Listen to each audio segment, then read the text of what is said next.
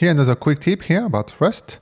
One thing that I really like to use is cargo watch. So the way you install it is cargo install cargo-watch, and that will install it. I already have installed it, so everything is fine.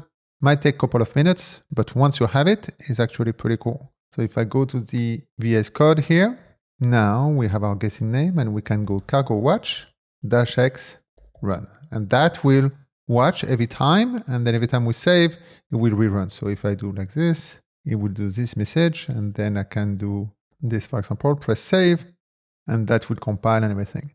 But actually, we can do a little bit better than that. So the way that I like to do it is, so we do cargo watch -q for quiet, -c to clear the terminal each time it reruns.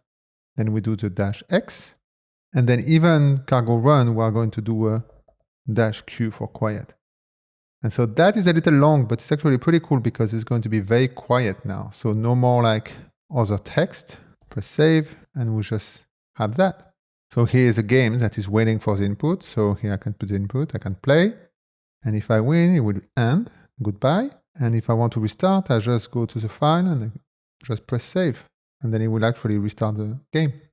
And then the cool thing here is that if you have some examples here, files, you can also run those. So if we do Control-C to stop, then we are going to do -q, -- example, and hello. Then I press enter, and that will just run my hello world. Now I can remove this, press save, and then everything is there. And that will be the tip of the day. Until next time, happy coding.